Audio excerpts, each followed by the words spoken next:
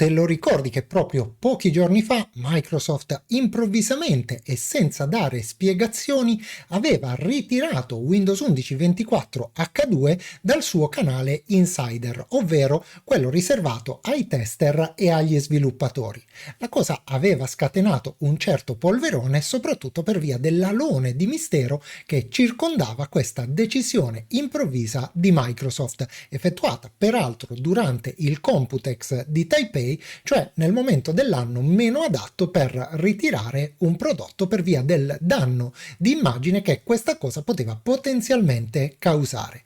Ebbene, Windows 11 24 H2 è finalmente ritornato a disposizione di tutti. Anzi, no. Vediamo che è successo. Ti senti pronto? Iniziamo.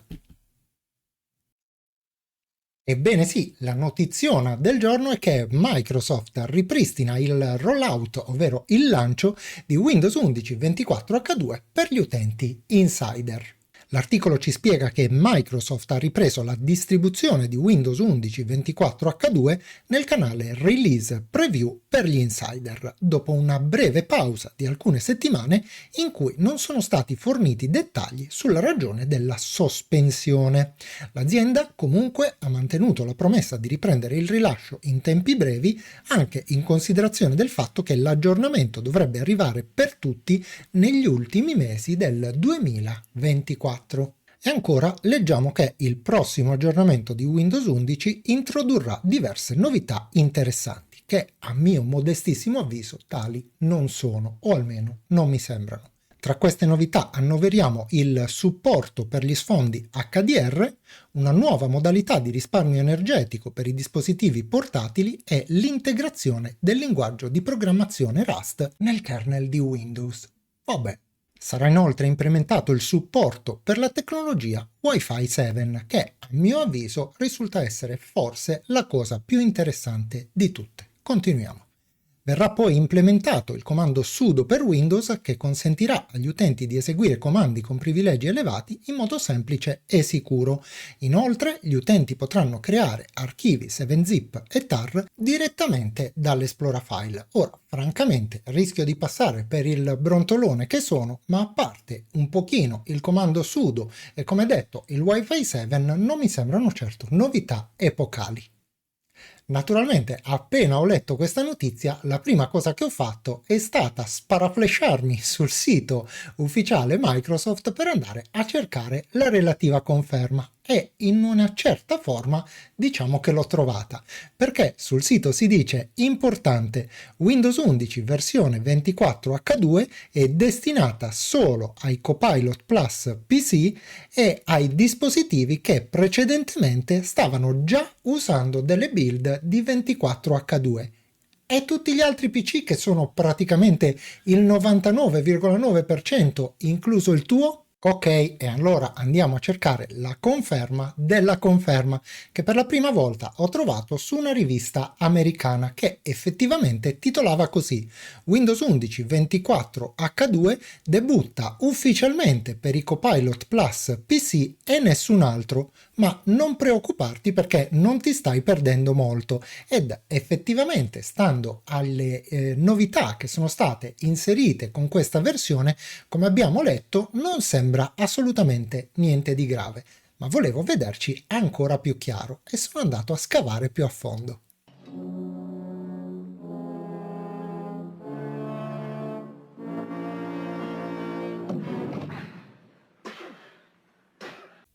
E proprio scavando più a fondo sono riuscito finalmente a trovare questo articolo che spiegava tutto quanto per benino, per filo e per segno. Andiamo a leggerlo. Nel fine settimana Microsoft ha annunciato attraverso le pagine del supporto ufficiale la disponibilità di Windows 11 24H2 per i PC Copilot Plus, quelli con processori Snapdragon. La novità è introdotta dall'aggiornamento KB 5039239, e cioè quello che porta il sistema operativo alla nuova build 2600.863. La versione 24H2 di Windows 11 è disponibile solo per i dispositivi Copilot Plus PC. Infatti, coloro che sono in possesso di un computer con la CPU Intel oppure AMD possono al momento invece scaricare il prossimo grande aggiornamento della piattaforma solo in una sua forma non definitiva ed esclusivamente se iscritti al programma Insider, dove all'interno del canale Release Preview è appena stata rilasciata la build 2600.863. Ricordiamo che un paio di settimane fa Microsoft aveva scelto di fermare il test ritirando 24H2 senza alcun preavviso. La software house non ha mai fornito in via ufficiale una spiegazione. La scelta con tutta probabilità è stata da attribuire alla comparsa di gravi bug segnalati dagli utenti coinvolti, tali da compromettere l'esperienza.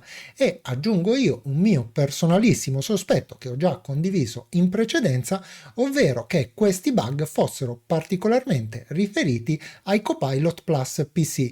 Tutto questo senza considerare che nella nuova release, a quanto pare, di recall di cui abbiamo parlato in un video precedente non c'è più neanche l'ombra, e questo molto probabilmente a seguito di svariate proteste degli utenti. L'articolo si conclude chiarendo che per chi ha un PC tradizionale, ovvero basato sui processori Intel oppure AMD, il lancio rimane invece fissato indicativamente per l'autunno e più precisamente tra il mese di settembre e ottobre.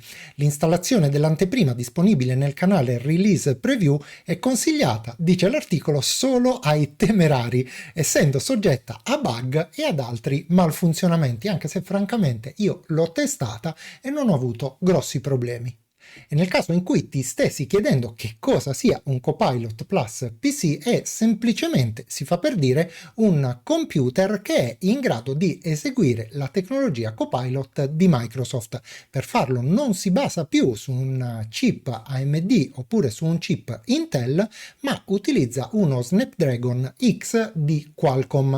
Inoltre monta al suo interno una cosiddetta NPU, ovvero Neural Processing Unit, che lo mette in grado di eseguire una serie di nuove funzionalità di assistenza virtuale e intelligenza artificiale previste da Microsoft. Sarebbe lecito a questo punto chiedersi quale sia lo scopo finale di Microsoft. Ebbene, per sua stessa ammissione, Microsoft ha dichiarato che tutte queste nuove tecnologie vengono introdotte per promuovere il PC dal suo attuale ruolo di nostro servitore al ruolo di nostro assistente personale oppure di nostro collaboratore. La differenza è che mentre adesso il computer esegue solo ed esclusivamente i nostri ordini, in futuro sarà in grado di prendere una serie di iniziative personali, se così possiamo dire, sempre nell'ottica di agevolare il nostro lavoro e migliorare la nostra vita quotidiana. Se questa sia una cosa positiva o negativa non so dirlo, sarà sicuramente il tempo a darci una risposta, ma quello che ormai sappiamo per certo è che l'intelligenza artificiale è qui e c'è per rimanerci. Andiamo bene, proprio bene. Ho visto la sorellella un pochino polemica e francamente non mi sento di darle proprio tutti i torti, ma veniamo a noi e ai ringraziamenti del giorno, che quest'oggi vanno a Simona Civello, che si è appena riabbonata al nostro canale, e quindi, cara Simona, ti ridò con piacere il benvenuto a bordo della community dei gentiluomini e naturalmente anche delle gentildonne. Un altro ringraziamento è super speciale e va a Red Joe Chili Peppers, che oltre ad essere il nostro primo membro della community, oltre ad essere un moderatore del nostro forum, si è anche riabbonato al canale, eppure nella qualità di distinto gentiluomo. Cosa posso aggiungere, Joe? Grazie infinite, amico mio, e mi tolgo con molto piacere il cappello farlocco davanti a te. Un altro ringraziamento invece tutto speciale va a Luciano Noè, che ha voluto contribuire con un suo super grazie al mantenimento e al sostentamento della nostra community. Ti ringrazio infinitamente, caro Luciano, sei davvero una certezza per il nostro canale. Ed un ultimo ringraziamento da fare è quello destinato proprio a te, che hai guardato questo video, mi hai fatto compagnia nel corso di questi minuti, e detto questo non mi resta che salutarti e darti come di consueto appuntamento alla prossima.